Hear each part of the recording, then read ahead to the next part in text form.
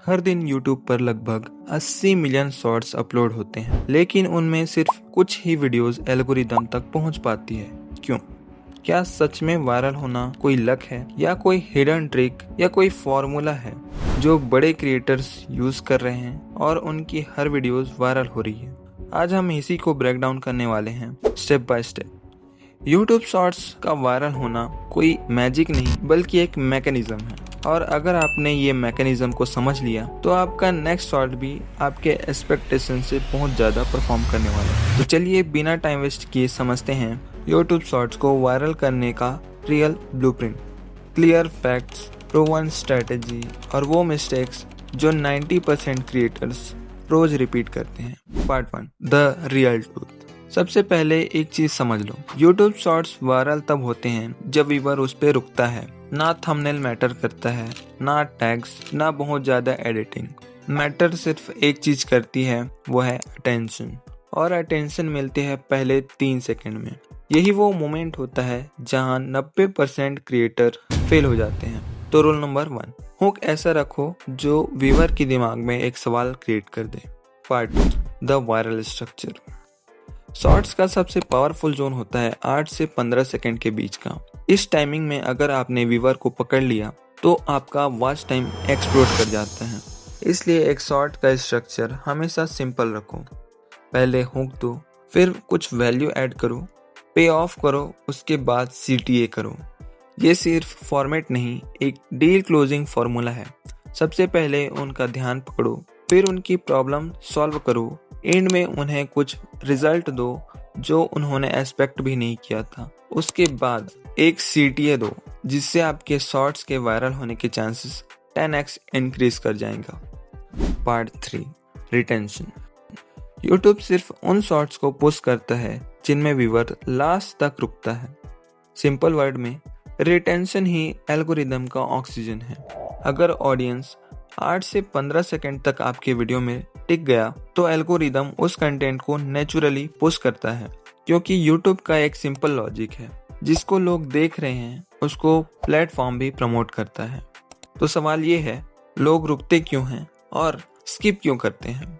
आज हम इसी को डील करेंगे बिल्कुल साइंटिफिक तरीके से, हुक, वैल्यू, पे ऑफ और CTA के थ्रू। ये 4 स्टेप रिटेंशन का पूरा स्केलेटन बनाते हैं, जिसे मैंने पहले ही अपने वीडियो पर एक्सप्लेन कर दिया है। अगर आपके शॉर्ट पर रिटेंशन 50% के आसपास आ गया तो YouTube अपने आप उसको 10x लोगों तक पहुंचाता है, जिससे आपका CTR बढ़ता है। Part 4, posting strategy. Content viral तभी होगा जब आप कंसिस्टेंट प्लस स्ट्रेटेजिक हो। बात करते हैं पोस्टिंग टाइमिंग के लिए, तो यहाँ पर मैं 2 पार्ट में डिवाइड हो जाता हूँ। पहला, जब आप न्यू चैनल स्टार्ट कर रहे हो। जब आप न्यू चैनल स्टार्ट कर रहे हो तो YouTube को पता नहीं होता कि आपकी ऑडियंस कौन सी है, इसलिए वो रैंडम ऑडियंस को पहले टारगेट करता है और उन पर आपकी वीडियोस ट्राई करता है, जिससे YouTube की एल्गोरिदम को आपकी ऑडियंस का पता चलता है और आपकी वीडियोस उन्हें सजेस्ट करता है।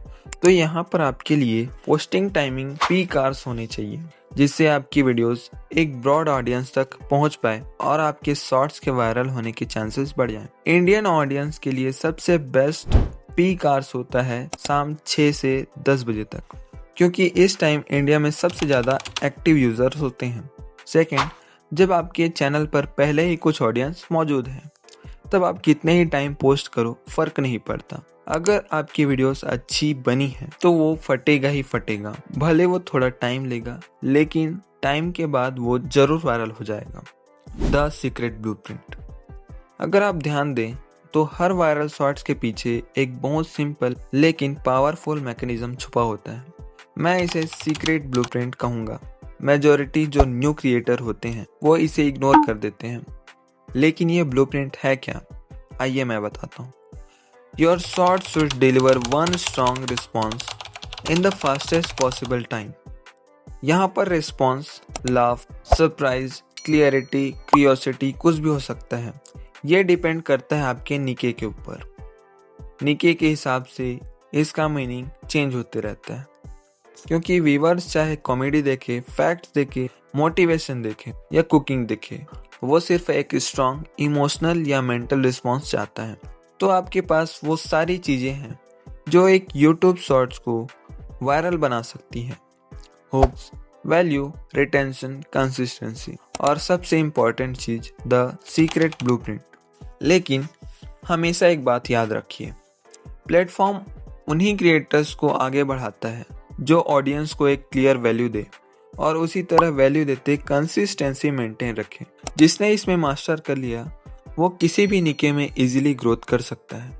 अगर आप थोड़ा थोड़ा रोज सीखें और रोज बेटर बनते जाएं तो वायरल होना सिर्फ वक्त की बात है। अब एक सवाल है, क्या आप अगले 21 दिन के लिए ये स्ट्रेटेजी फॉलो करने के लिए रेडी हो?